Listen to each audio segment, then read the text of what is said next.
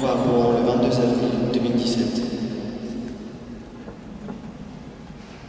Joël dit Jojo, 55 ans, décédé à Valenciennes le 2 septembre 2018.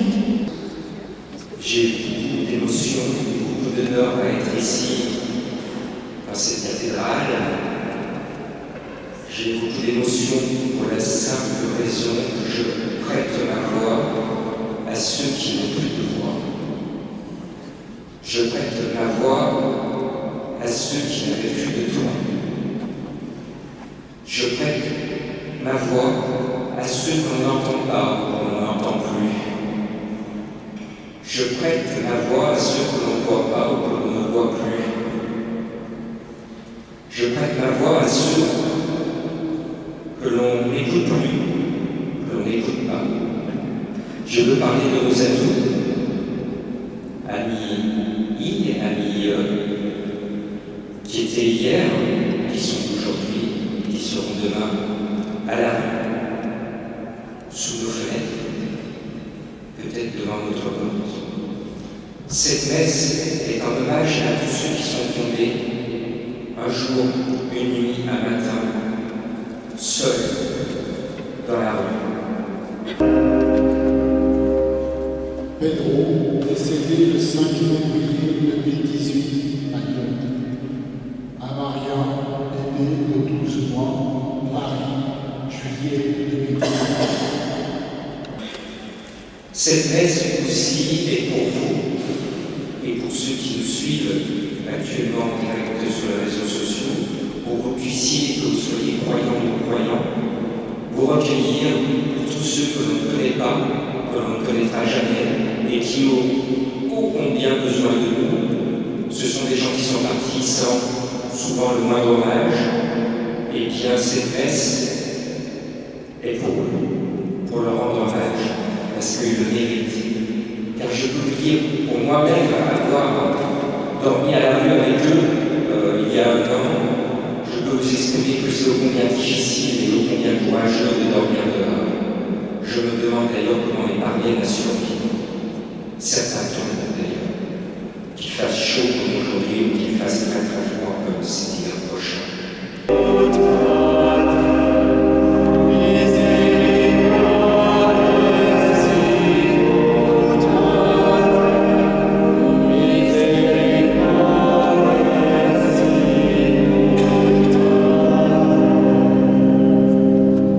Suzanne, 63 ans, Paris 15e, partie rejoindre le Seigneur Christ le 4 février 2018.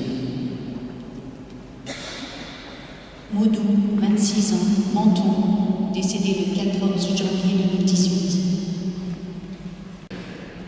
Jean-Claude, il s'appelait Jean-Claude, mon ami Jean-Claude, très rapidement, il a subi la double peine. Je lis ce qu'il écrivait dans ses mémoires. Une femme passe devant ce château. Elle voit une caravane abandonnée. Curieuse, elle se rapproche car elle entend des cris de bébé. Elle le découvre dans un panier en osier.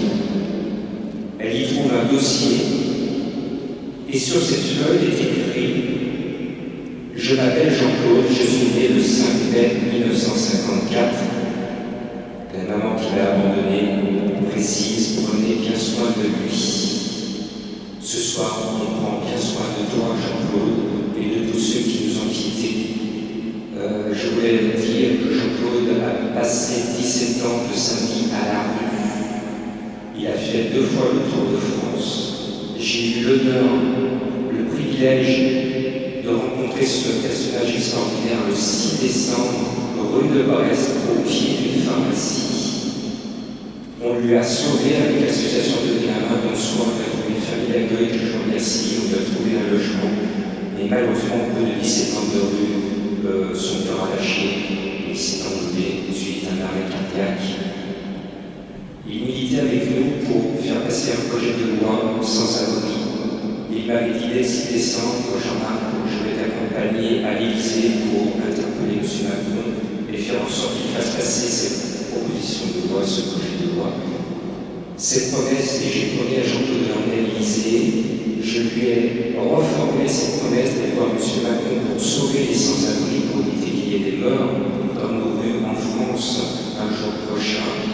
Eh bien, je renouvelle cette promesse à toi, Jean-Claude, que j'ai fait sur ton lit mort, et je le fais ici à Lyon. Et tout à l'heure, dans quelques instants, pendant cette messe, tous nos amis bénévoles qui font pour la plupart des maraudes avec nous pour sauver des vies vont dire des noms de sans-abri, des lieux et l'âge. Et parmi ces noms, il y a des bébés, des enfants, des ados, des adultes, des papis, des mamies. Voilà, cette messe est pour eux. Je voudrais remercier toute l'équipe qui nous accueille, qui nous font l'immense honneur d'offrir ce moment de partage, de recueillement, de communion avec ceux qui nous ont quittés et surtout pour éviter que d'autres les rejoignent. Merci. Un bébé de 3 mois à Roubaix en mai 2017. Souleymane, 15 ans, à Bordeaux, le 7 août 2017. Rachid, 28 ans, à Toulouse, le 19 février 2018. Abdullah, 15 ans, Gadel, le 22 décembre 2017. Eh bien, c'est surtout au moment où on a donné les prénoms et les noms de ceux qui sont morts dans la rue. Ça m'a beaucoup bouleversée. J'ai pensé à tous ces gens, même des très jeunes, qui n'avaient personne, qui ont souffert du froid, même de la chaleur, de la faim, et qui étaient tout seuls, sans amis, sans famille. Et c'est vrai que les larmes me sont venues, vraiment bouleversées par toute cette souffrance et par l'indifférence aussi de beaucoup. Voilà, c'est pas grand-chose. Benamar, 28 ans, mort à Toulouse le 19 février 2018. Alain, 54 ans, décédé à Paris 16e le 25 décembre 2017. Simon, 80 ans, décédé à Rennes le 6 janvier 2017. Farid, de Grenoble, décédé le 24 février 2017. Et puis il faut s'inscrire aussi, parce qu'il y a besoin de bénévoles pour aller faire les maraudes. Donc c'est très important. Donc les dons, des vêtements, des produits d'hygiène, de la nourriture, enfin tout ce on peut avoir besoin quand on est dans la rue. Et puis toujours se battre aussi pour cette loi qu'il faut absolument faire passer. Pour porter les sans-abri à la campagne. À la campagne. Ou ailleurs, il n'y a pas en ville, mais trouver des solutions, parce qu'on ne peut pas laisser effectivement des personnes à la rue comme ça, sans rien faire. Ce n'est pas le reflet de la France ou de n'importe quelle civilisation de laisser des gens tout seuls. Vladislav Ivanov, 32 ans, Vincennes, décédé le 21 mai 2018. Monique, dit Momo, 62 ans, Malakoff, décédé le 31 octobre.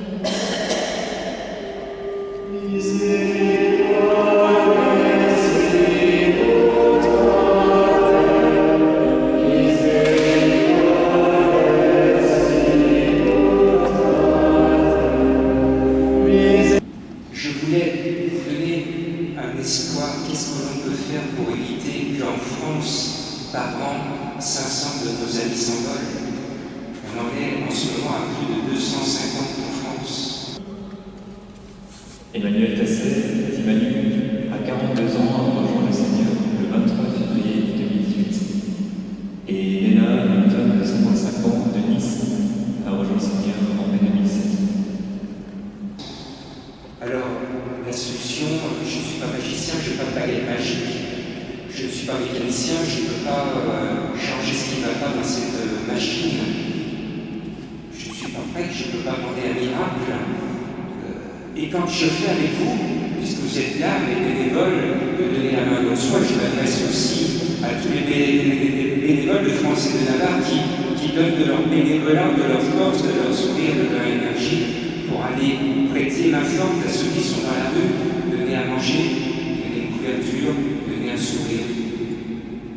La solution, elle existe pourtant. Et si tous ceux qui sont partis, ceux à qui nous avons rendu hommage à l'occasion de cette messe étaient là, je pense qu'ils nous, pour parodier un film, je pense qu'ils nous diraient Carpe diem. Mais comment peut-on aujourd'hui profiter du temps présent si on continue à laisser mourir de faim et parfois de froid nos amis dans la rue? Comment pouvons-nous profiter de ce temps? Jean Le Breton, 66 ans, Drancy, le 12 janvier 2017. Robert, 71 ans, Paris 10e, 5 février 2017. 21 ans, Pontoise, mort le 21 novembre 2017. Eh bien, la solution, c'est qu'il faut ouvrir nos cœurs, ouvrir nos portes, ouvrir notre entreprise, tout ouvrir à ceux ou celles qui souffrent. Essayer de réfléchir avec nos noblesse les moyens que l'on peut faire. Et je peux vous dire que ce qui me ronge le plus, et ce qui me ronge le plus, nous autres bénévoles de partout en France, c'est d'arriver devant une femme, un homme sans abri, des fois des enfants, et d'être rongé parce qu'on n'a rien, on n'a pratiquement rien de des choses et on n'a pas de solution. Et ça me ronge. Cela me ronge profondément. Alors les solutions, c'est d'appeler au secours. Alors j'appelle au secours parce que notre idée de donner la main de soi, c'est de porter ces sans-abri, ces familles avec ces enfants. Et je vois des enfants dormir dans la rue actuellement à côté de chez moi à Villeurbanne, et qui se lavent et qui boivent sur une pompe de pompiers qui dorment dans des situations dramatiques. Voilà la situation en France. Alors la solution, ouvrons une station de métro, l'hiver comme il fait très froid à Lyon, ouvrons nos corps, nos entreprises, je l'ai dit. Jean-Claude dit le cow-boy, 1er mai 2018, adopté par un Américain qui a sauté sur la Normandie pour le libérer, qui est tombé amoureux d'une Française et qui a adopté Jean-Claude. Merci.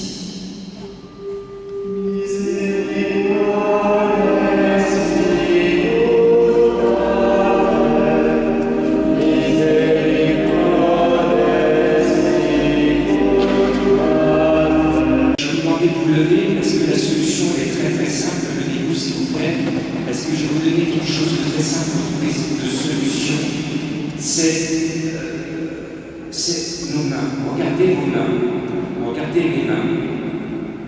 Elles ont le pouvoir de sauver des vies. Vous allez me dire comment? Eh bien, c'est tout simple. C'est de la donner, de l'attendre. Et donnez-vous la main. Donnez-vous la main. Parce que c'est en se donnant la main, même si on n'a rien, c'est en se regroupant de partout en France et de partout en Europe et dans le monde qu'on va pouvoir trouver des solutions. Levez vos mains et je vous remercie, On se retrouve en cette messe dehors, il y aura des lumières, on pourra éclairer des lumières et se recueillir et déposer ces lumières sur le parvis. Bon courage à ceux qui sont dans la rue au moment où je vous parle, et on va se battre pour vous, on est de loi, on peut trouver des solutions à la campagne. Merci au nom de donner la main de soi, au nom de toutes les associations qui se mobilisent, au nom de tous ceux qui se battent pour sauver des vies. Bravo.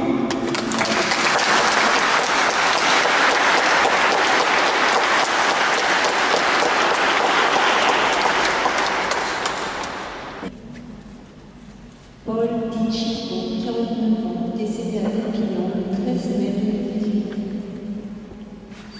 Mario, 55 ans, décédé à Lyon le 20 avril 2018. Et Samedi, 27 ans, décédé à Cherbourg le 27 mars 2017.